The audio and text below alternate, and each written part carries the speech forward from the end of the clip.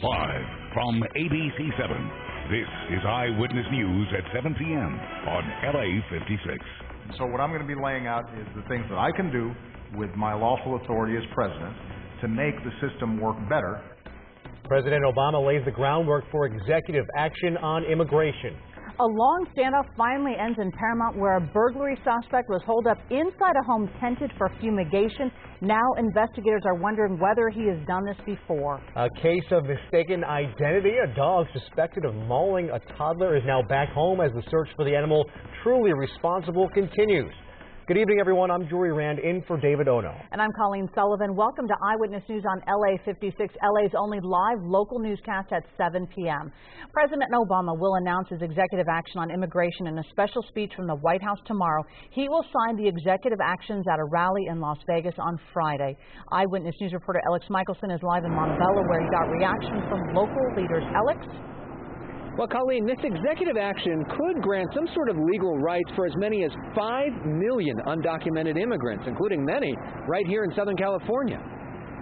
Very, very excited. Paul Chavez is the grandson of Cesar Chavez and works at the Chavez Law Center in Montebello.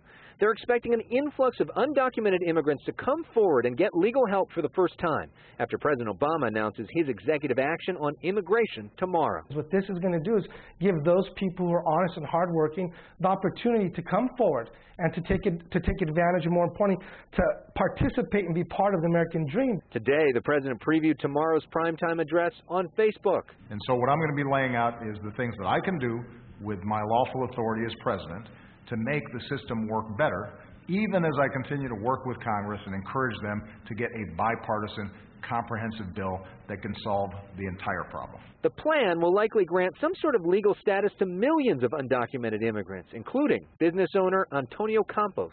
When you don't have food, when you don't have clothes, then you start looking to the north.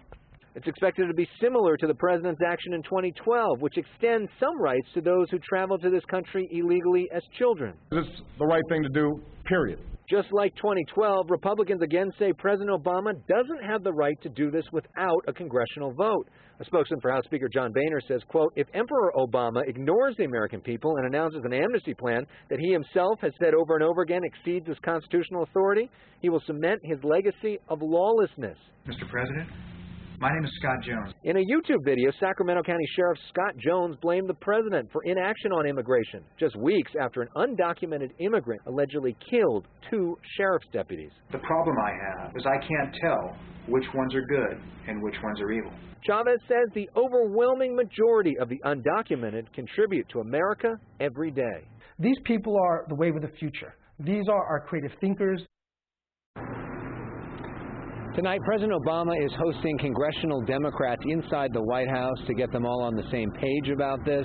Meanwhile, congressional Republicans are telling ABC News that they may sue to prevent this from going into effect. The speech is expected to be delivered at 5 o'clock Pacific tomorrow. We will carry it live on ABC7, on ABC7.com, and on the Watch ABC app. Reporting live from Montebello, Alex Michelson, ABC7 Eyewitness News. Alex, thank you. Investigators are hoping a $50,000 reward will help lead to the arrest of the hit-and-run driver blamed for the death of an LAPD officer's mother. It happened in Hyde Park while Diane Dupree was crossing the street at Crenshaw Boulevard and 63rd Street. New surveillance video shows the October 10th crash. The 57-year-old was hit by a light-colored small to mid-sized vehicle. Dupree's family spoke out at a news conference today with LA city leaders. This has affected our whole entire family. Diane Dupree was just not my sister. She was my best friend. You know, she was someone that I can go and talk to. We were very closely bonded. The family is begging for any witnesses to come forward. If you have any information that can help investigators, you're urged to call police at 1-877-LAPD-24-7. That's 1-877-527-3247. A burglary suspect is finally under arrest after a long standoff with sheriff deputies in Paramount. They say they found him hiding inside a home tented for fumigation. As Eyewitness News reporter Sid Garcia explains, investigators are trying to figure out whether the same man is behind a rash of similar break-ins. After a 7-hour standoff, 33-year-old Anton Gutierrez was taken out of the tented house and taken into custody. The man in the gray sweatshirt and jeans is no stranger to deputies at the Lakewood Sheriff's Station. We've arrested him several times before for drug-related charges, and we'll be further investigating some other tent burglaries that have happened in the area. Gutierrez apparently set off an alarm inside the tenant house around 5 this morning. When deputies arrived, they saw a flashlight dancing around the house. That's when SWAT was called. Neighbors tell us other homes being fumigated have recently been burglarized. I know one of the other homes, though, not too long ago, same thing. It was tenanted, and they got robbed while it was tenanted. So I wouldn't doubt if it's the same people. Actually, the household here next to where I live, same thing happened. They got robbed while they were being fumigated. It isn't a first hearing about burglars here, but it seems really suspicious having so many cop cars here, because in previous times they've only sent maybe 2 or 4 cop cars at the most. And to see this many, there's got to be something more than just a burglary. The SWAT team was called out because of the chemicals involved and the chance there could be more than one suspect. That's why it took 7 hours to arrest Gutierrez. We take our time because, the most important thing is that we value life. We don't want anything to go bad. The circumstances here turned out very well because we were able to take the suspect into custody without any loss of life. The fumigation tent was removed after detectives completed their work here. Now, as far as Gutierrez is concerned, he was taken to the hospital where he was checked out, then arrested and booked for burglary. Detectives are now looking into whether he could be responsible for similar burglaries in this area. In Paramount, Sid Garcia, ABC7 Eyewitness News.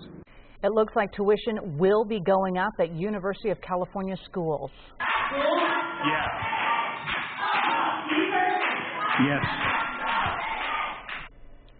Protesters chanted loudly as a committee voted 7-2 today to approve the plan that would raise tuition for the next 5 years.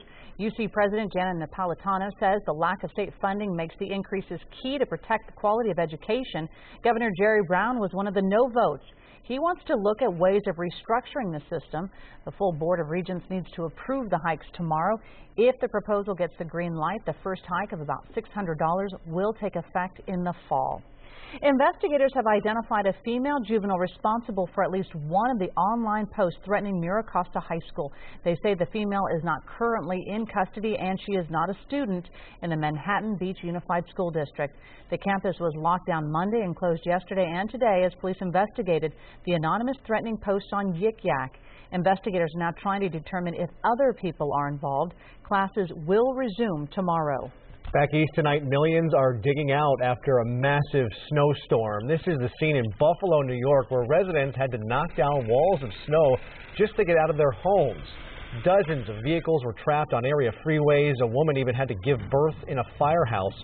It was an epic snowfall, even for this area. As much as 5.5 feet of snow has already fallen, and it's not over yet. Another storm is expected to bring 2 to 3 more feet by tomorrow night. Meantime, in Northern California, rain was a welcome sight for many, except at the airports where many flights were delayed. Up to a ½ inch of rain fell by midday today, and it was a soggy commute. People geared up with umbrellas and rain jackets to get around in the downtown areas. 2 more storms are expected before dry weather returns after the weekend. And Jonathan Novak is actually tracking some rain on the radar right now. That's right. Those 2 storms are going to affect our weather as well, guys. So we're looking for some rain, potentially not as much as they're going to see up in Northern California. In fact, what they're seeing now. I want to point out a little bit of rain has actually made its way from the north of our area, where it was basically contained and expected to be contained. Just one shower has just drifted right over into the high desert. So if you're around Lancaster, maybe even Palmdale, you might catch a little bit of a light shower in the next 30 minutes or so. Otherwise, it is dry tonight. All the real precipitation is up to the north around the High Sierra. Some snow at Mammoth. They could expect a couple of inches of snow over the next few days with those systems we were just referring to.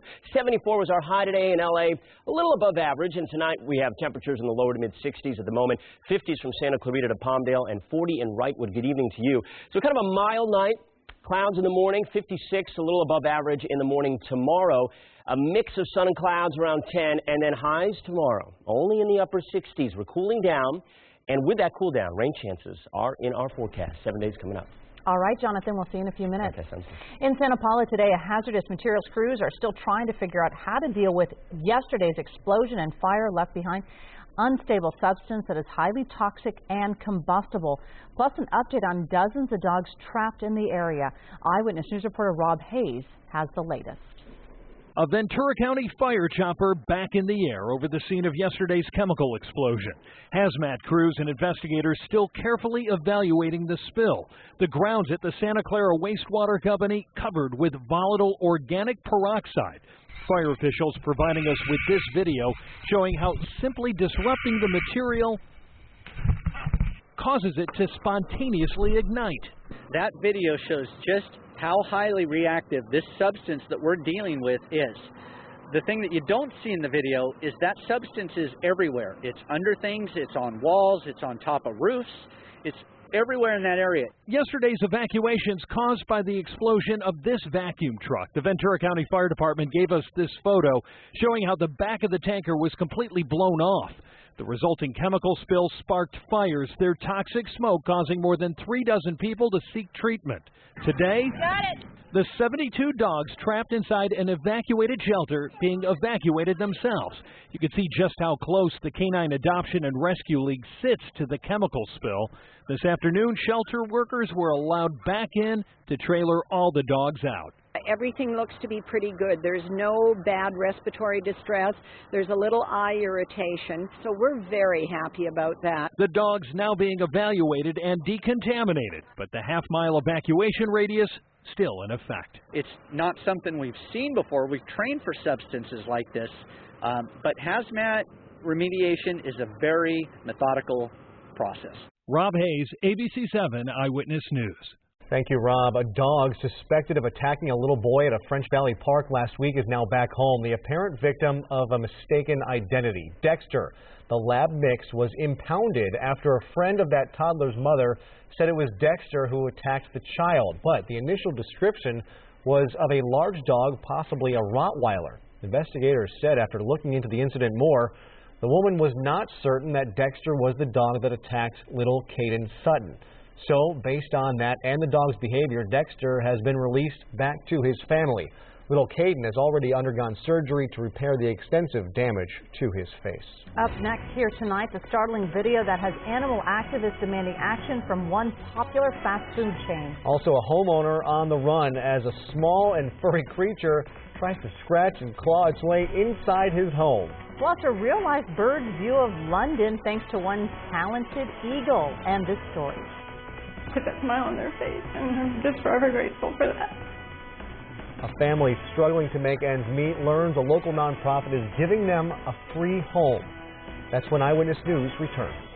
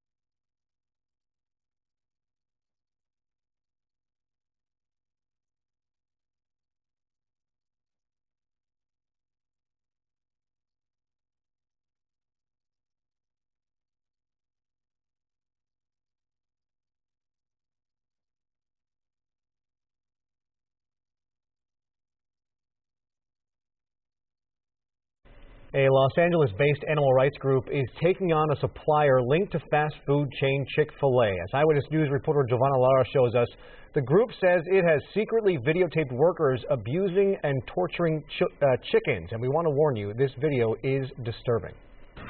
The video is difficult to watch. Hidden cameras capturing workers kicking chickens like footballs, throwing them into transport crates, and even worse. We documented birds having their throats, heads, necks, and wings being slit open while still conscious and able to feel pain. Mercy for Animals says the undercover video was taken early this year at two Cook Foods facilities, a chicken factory farm in Mississippi and a slaughterhouse in Tennessee. According to the animal rights group, Cook Foods was supplying chickens to Chick-fil-A at the time of the investigation. Now Mercy for Life is calling on Chick-fil-A to help improve industry-wide standards for birds. We believe that Chick-fil-A has both the power and responsibility to take immediate action to prevent this cruelty. A spokesperson for Chick-fil-A says the company hasn't used Cook Foods as a supplier since April of 2013.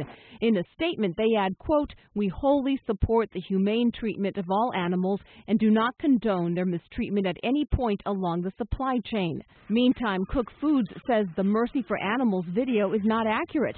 The CEO of Cook Foods released this statement saying, quote, "Our company works very hard to ensure our employees and contractors follow strict regulations from the U.S. Department of Agriculture and guidelines from the National Chicken Council." Giovanna Lara, ABC7 Eyewitness News. Mercy for Animals says it is singling out Chick-fil-A and not other fast food chains because Chick-fil-A happens to be the highest-selling quick-service chicken restaurant in the country. Well, here's something you don't see every day, a groundhog on a wild rampage. Gary McGrath says he was in his backyard in New Hampshire yesterday when the rodent ran up to him. McGrath then went into the garage and the groundhog followed him. The furry little guy even tried to get inside the house. McGrath snapped a few pictures of him trying to claw through the front glass door. He believes the groundhog was rabid. It was picked up by animal control. Yeah, he went after a neighbor's dog as well. Some spectacular new video where you get a bird's eye view of London. Literally, take a look. A conservation charity outfitted an eagle with a GoPro camera as it flew across London. You can see some of the iconic landmarks as Darshan, the imperial eagle, makes his way across the sky. The stunt is all to mark the 50th anniversary of the Red List, which is a list of the world's most endangered species. It makes you think of the Game of Thrones, those crows with that sort of camera on their head. I heard it was actually meeting up with the groundhog to break into that guy's house. I don't know. Yeah, well, if they're teaming up, that's one thing, but I'm putting my money on the eagle. I think the groundhog is just impatient.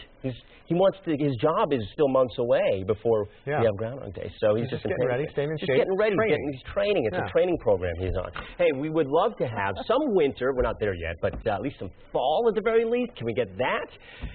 Not really. Well, today was somewhat close to fall weather, except we didn't have any rain. We had a cold front that rolled through, and it kind of kept our temperatures down closer to average. But here's a beautiful time lapse from Running Spring showing some of those clouds. The mid and high level clouds that are ahead of this first front. This front not going to bring us rain, but we see some showers. We're up around Mammoth here. Some snow locally.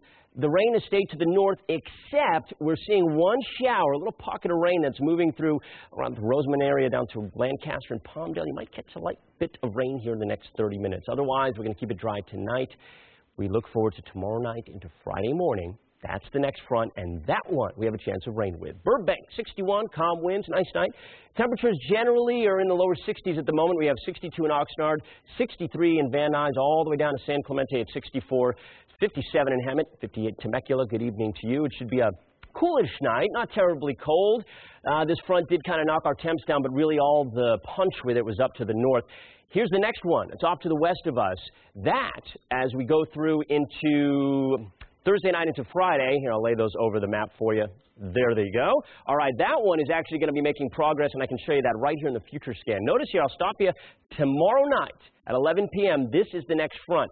The bulk of the energy on the future scan here, it shows you where that is. This deep red color here, that's the low. That's in Northern California. They're expecting about 1, 2, maybe even 3 inches of snow in the high Sierra. Here's the front with it. That will give us a little bit of lift. We could see a couple of showers and maybe even a dusting of snow around the mountains on early Friday. And I'm talking about midnight to 4 or 5 a.m. Then we see high pressure build back in.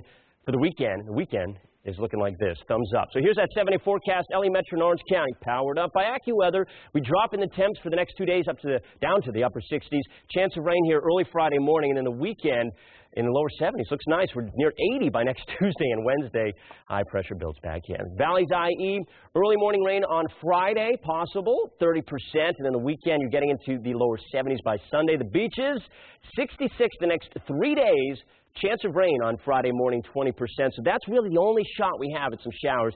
Next week, it looks like high pressure right now is going to take back control of the forecast. Mountains, maybe a dusting of snow, otherwise some rain. 43 for a high on Friday, into the 50s for the weekend. And the high desert, a little breezy, 61 on Friday morning. Chance of rain's 10%. You too. The weekend's looking good. Next week it looks good as well. We're crossing our fingers. I'm trying to make some calls, guys, and get some systems through here. Nobody's calling me back. Yeah, if you could do that, that would... Keep trying, man. We could really use it. Okay. Thanks, Jonathan. You're welcome. 2 years ago, the Seong family lost everything to Hurricane Sandy, and they moved from New Jersey to Orange County to get help for their daughter with leukemia. Yeah, it's just heartbreaking, and times have been tough for the family that has since become homeless. But as Orange County reporter Greg Lee tells us, that is all about to change. For Joshua and Kathleen Seong and their 3 daughters, 16-year-old Layla, 10-year-old Kayla, and 6-year-old Melissa, this is home. The family of 5 has spent the last 2 years living on the street, in hotel rooms when they can afford it, even in a minivan at one point. We just live day by day, pretty much, and hope for the best, and, you know, make sure we have food on the table and a roof over our heads kind of thing. The Seongs used to live in New Jersey. In 2012, Hurricane Sandy destroyed everything they owned. The devastation came in the midst of the youngest daughter Melissa's fight with leukemia. The family moved west to continue her chemotherapy in Orange County. In May, doctors gave them good news. She was in remission. But just a month ago, a relapse. Now Melissa must undergo more intense treatment. To have it happen again, it was just like the first time. It just, kind of hit you in the gut. A feeling the family knows too well. Kathleen, an ovarian cancer survivor, just found lumps in her breast. Middle child Kayla is autistic. But today marks a big change for the family. The Seongs opened the door to their brand new 3-bedroom, 2-bathroom apartment. We haven't really been able to fully smile in a long time. A lot of different things going on, and to see them smile just means the world to me. The new home is a gift from the Santa Ana Police Department's Homeless Outreach Program. Trained officers work with nonprofit groups to help get families back on their feet. It's a restoration of hope. To everybody that's involved, and everybody infectiously wants to get involved. Wilder girls picked out their new rooms.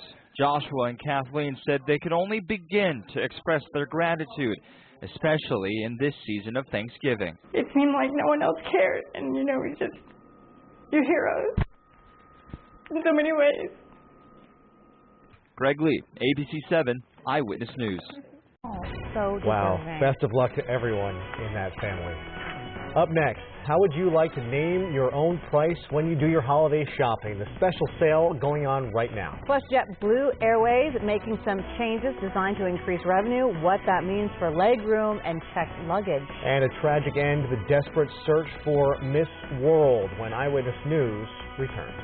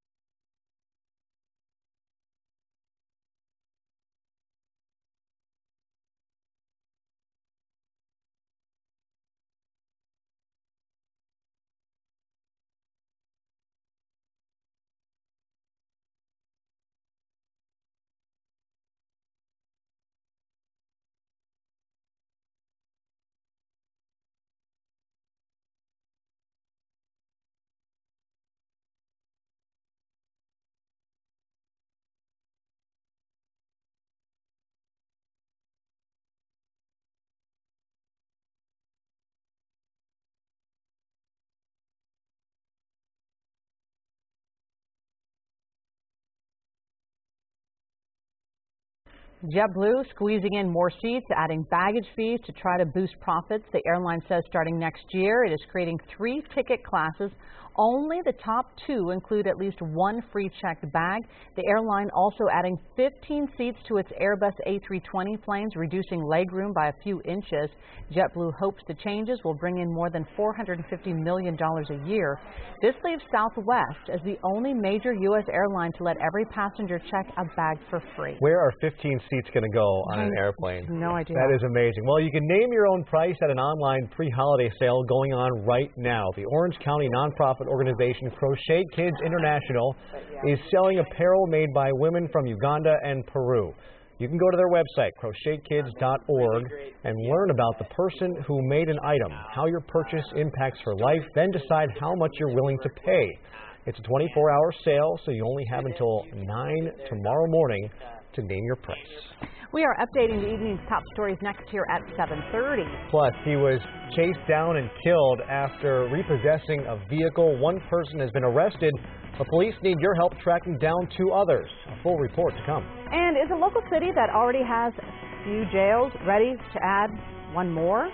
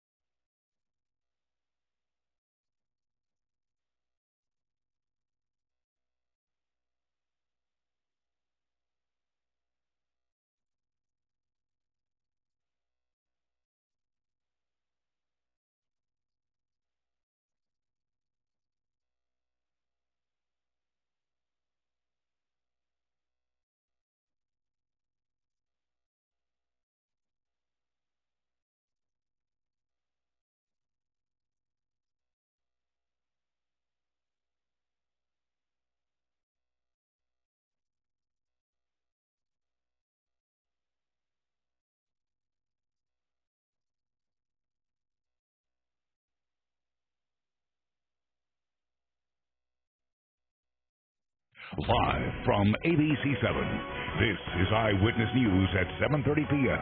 on LA56. Our top story at 7:30, President Obama is poised to take executive action on his immigration plan. I'm Colleen Sullivan. I'm Jory Rand in for David Ono. This is Eyewitness News on LA56, LA's only live local newscast at 7:30 p.m. Tomorrow, the president will lay out his plan in an address to the nation. Up to 5 million people who are in the country illegally would be spared from deportation under the president's plan. They would be eligible for work permits but not entitled to federal benefits, including health care tax credits. Manhattan Beach police say they have spoken with a girl who is responsible for at least one of the online threats against Mira Costa High School. She is not a student in the Manhattan Beach School District and is not in custody. Meantime, classes will resume tomorrow. The campus was locked down on Monday and closed yesterday and today as police investigated the threatening post on the social media app Yik Yak. The investigation continues to determine if anyone else was involved. An emotional plea to find two suspects wanted in the murder of a tow truck driver who was simply doing his job.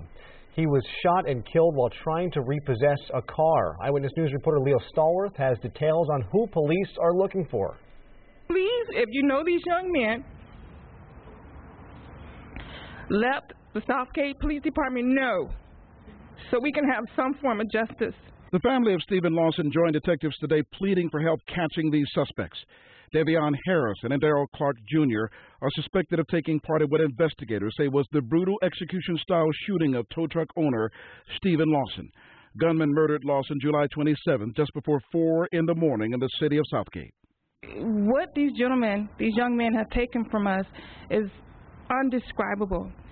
Detectives say Lawson had picked up a car in Compton the morning he was killed. They say he began towing it without realizing the female owner of the vehicle was asleep in the back seat. They say friends of the woman got involved and went after Lawson. These individuals entered several vehicles themselves and began chasing the victim. As seen in the surveillance video, one suspect got out of a car and shot at Lawson as he drove through a 7-Eleven parking lot. Investigators say that's when Lawson hit the gas and took off. The chase ended in Southgate. He collided into a car that was unrelated to the incident at all. Mr. Lawson then exited his vehicle and was cruelly gunned down. The city of Southgate is offering a $5,000 reward for information leading to the arrest and conviction of the suspects. Detectives arrested one of the shooters a month ago, but they are on the hunt for several others involved in the shooting and the chase. Anyone with information about the murder is asked to call Crime Stoppers at 1-800-222-TIPS. That is 1-800-222-8477. Leo Stallworth, ABC7, Eyewitness News. Authorities in Honduras believe they have found the body of a beauty queen just days before she was heading to the Miss World pageant. 19-year-old Maria Jose Alvarado was crowned Miss Honduras back in April. She and her sister Sofia were last seen Thursday at a spa near the Guatemala border. The remains of the two women were discovered near that spa this morning, shot to death. Police say Sofia's boyfriend confessed and led authorities to the bodies. An accomplice is also being held. Maria was expected to compete in the World pageant in London next month. Given the tragedy, Honduras will not send a representative to compete. He has spent the last 36 years behind bars for a murder he may not have committed. But now, 69-year-old Michael Hanline could walk out of prison a free man as early as Monday. A judge this week overturned his 1980 conviction thanks to new DNA evidence from the Ventura crime scene. The California Innocence Project took Hanline's case up back in 1999, and they never gave up. This is a positive result in our case. We're unbelievably ecstatic that this has happened. It doesn't always happen, but this is a great day for us and a great day for the criminal justice system. Hanline is currently housed at Solano State Prison in Vacaville. He is expected to be released following a court hearing on Monday. The DA's office will then conduct an investigation and decide whether to retry him. A former Buena Park mayor who lied on DMV documents to avoid paying child support has been sentenced. Sangjin Miller O was sentenced today to 6 months in jail and 200 hours of community service. Prosecutors say O got a driver's license under a fake name to register cars and hide assets so he could avoid paying child support to his ex-wife. Steering young offenders onto the right path without sending them into juvenile detention, that is the aim of a new LA County pilot program, spearheaded by outgoing Supervisor Gloria Molina. She was joined by other officials announcing the program called New Directions. It will start with 40 first-time offenders convicted of non-violent crimes. We're trying to show that if we make that investment up front, keep kids in school, get them the kind of services like mental health, family services, family preservation, make that investment up front, then you're not going to pay for incarceration later. Molina said a partnership between agencies has made it all possible, and she hopes the program will be expanded county-wide. The city of Adelanto is looking at raising revenue by adding another jail. The mayor there says it will create jobs, but many residents fear another jail will raise the crime rate. Inland Empire Bureau Chief Rob McMillan takes a closer look at this controversial issue. When most cities talk about raising revenue or bringing in new jobs, they think about trying to attract big business or retail. But here in the city of Adelanto, they're talking about bringing in another jail? We've knocked on retail's door. We've asked retail to come in. It's not that simple. Mayor Carrie Thomas says the financial bottom line is so bad that the city is on the verge of bankruptcy. So even though there are already 2 private detention centers out here, a county jail, and then a massive federal prison just outside the city limits, Adelanto is considering another facility on this stretch of land right next door to the federal prison. I have residents that are crying and crying and crying that they need jobs, and this is a huge driving job force. If approved, it would be a private detention facility that would house the overflow of inmates from LA County. Even though some say it could mean about 2,000 jobs, a lot of people are against it. There's too many jails out here. More trouble, more gangs, more headache. It's just going to be a prison town, is the way I'm looking at it. Still, some folks say the city needs jobs and the city needs money. You're looking for revenue on some level, somehow, somewhere. I don't know. You know, it's difficult. The Adelanto City Council is going to have a public hearing on this proposed project tonight. But even if the project is approved, it could be more than 2 years before the jail is built. In Adelanto, Rob McMillan, ABC7 Eyewitness News. A condition that leads to total blindness could be reversed thanks to a new type of therapy. Details up next. Plus, can a certain eye color increase your risk of getting melanoma? What you need to know. We had some clouds roll in today. It was an overall nice day, but we have a cold front in store that will bring rain. Detail in your 7-day forecast.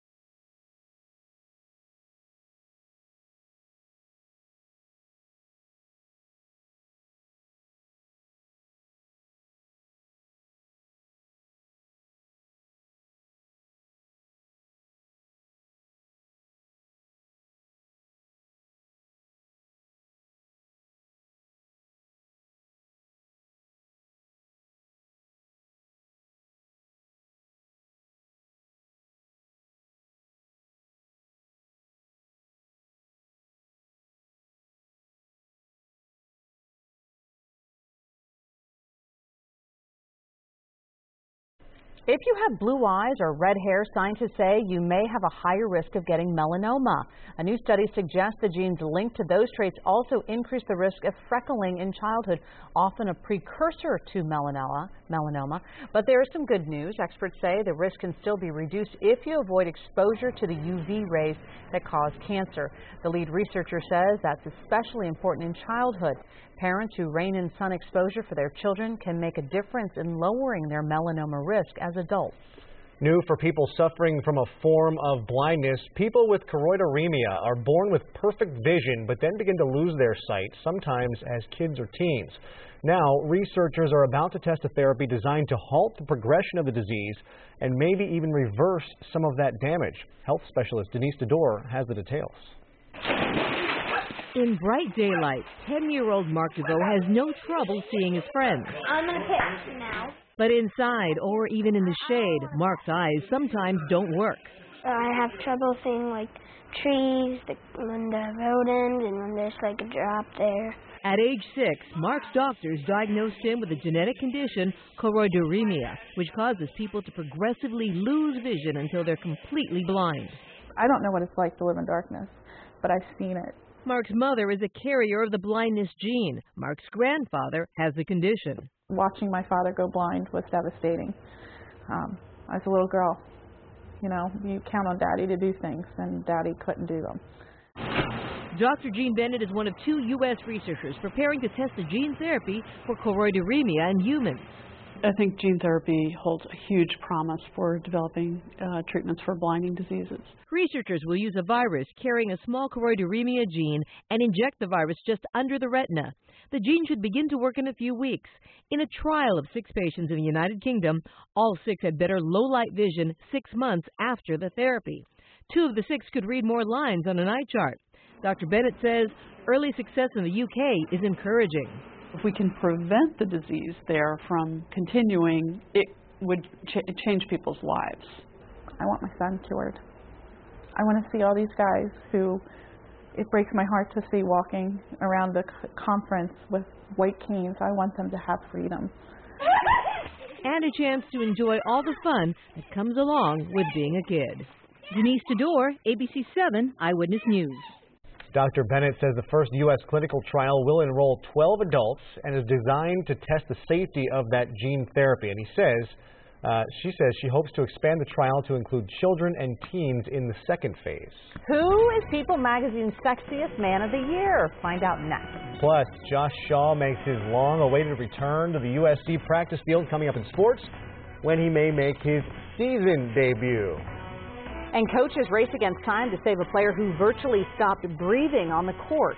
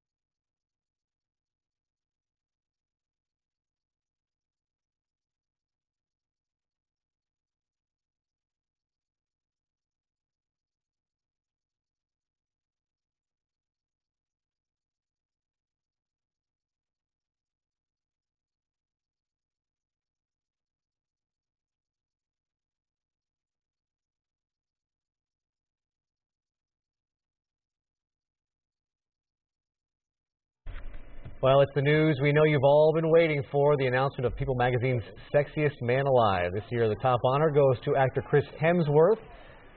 Sorry, Jonathan. I thought that was me.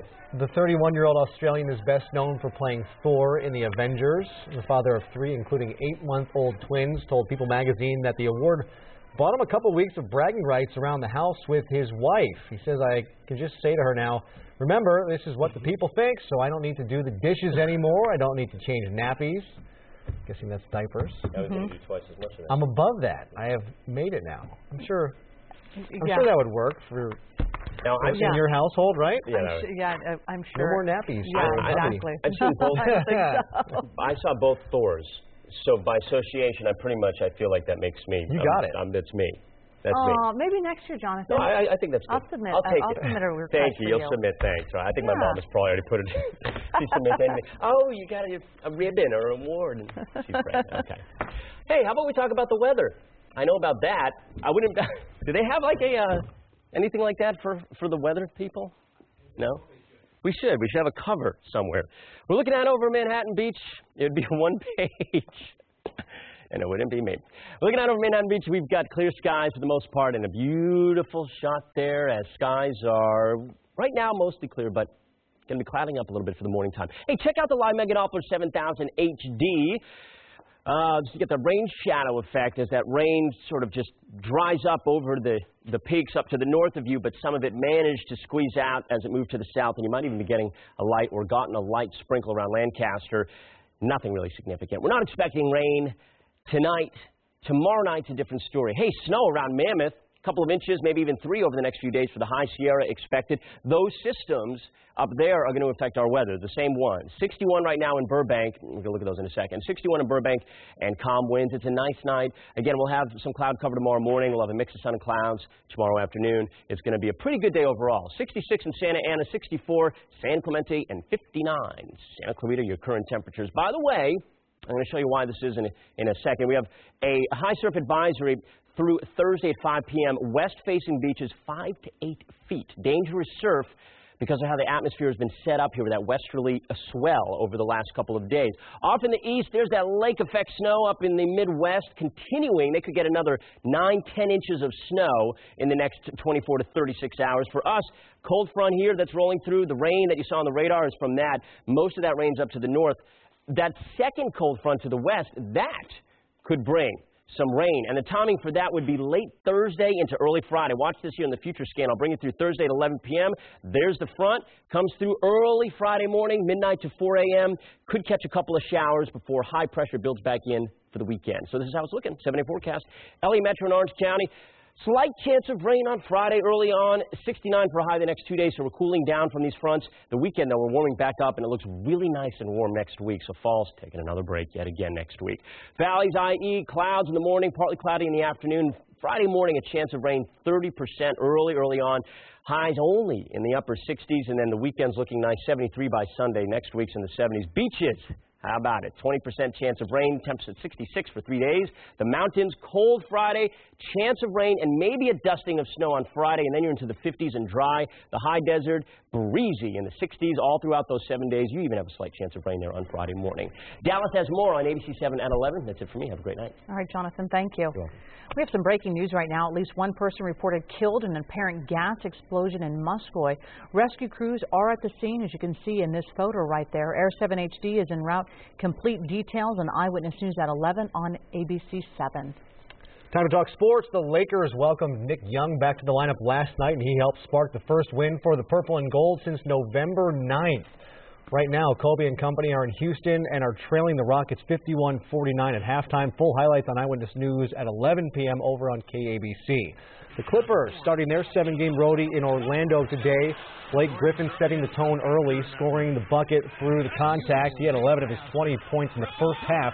But the magic counter with former USC big man Nikola Vucevic.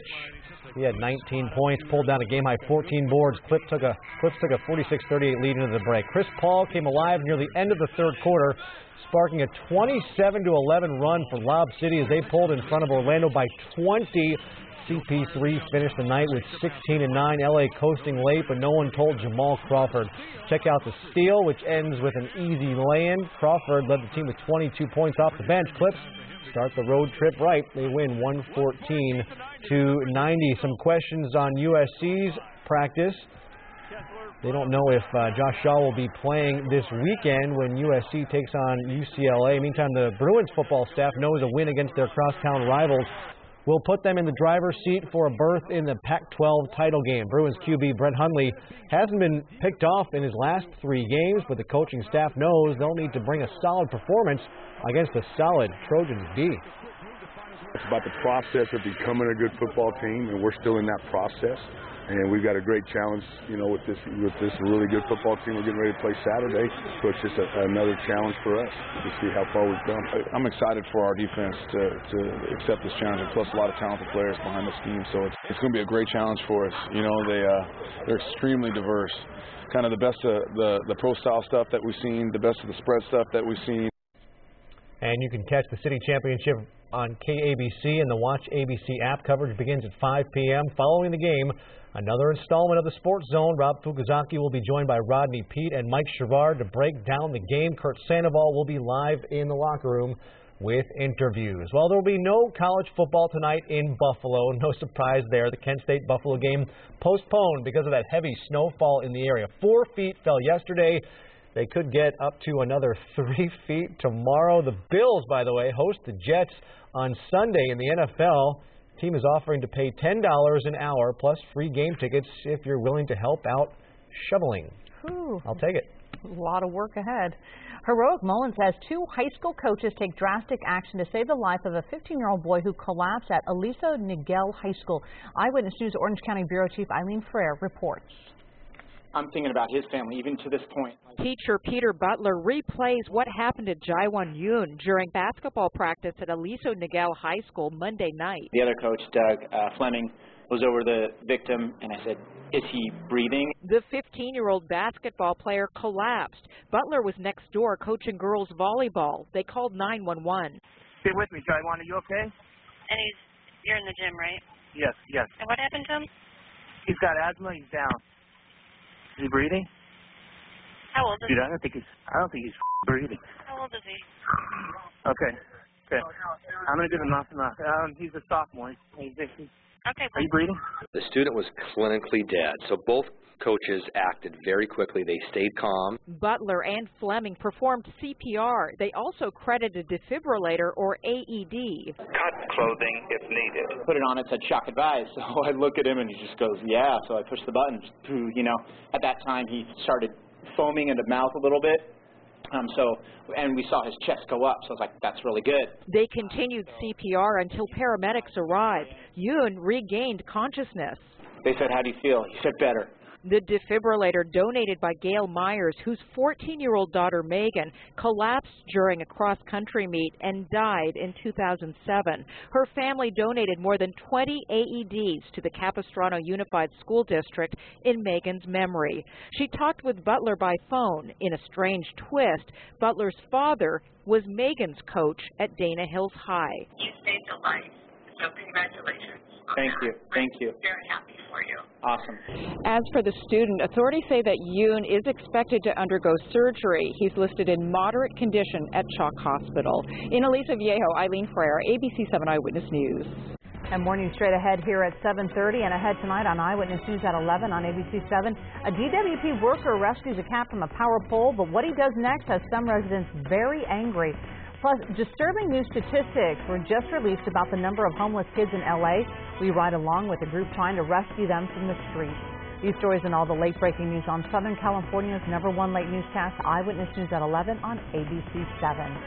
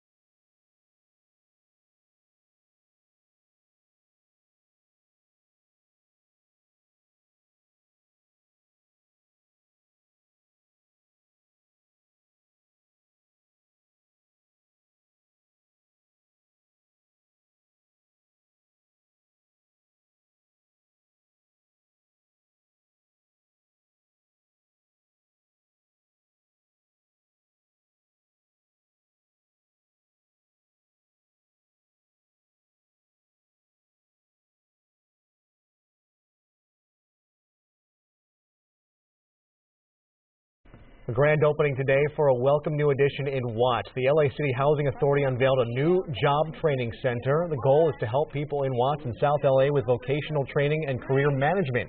The center hopes to help 2,600 area residents each year. And thank you so much for joining us for Eyewitness News at 7:30 on LA56. Law and Order SVU is next here on LA56. Eyewitness News continues at 11 p.m. on ABC7 and anytime on ABC7.com. We'll see you tomorrow night at 7 right here on LA56.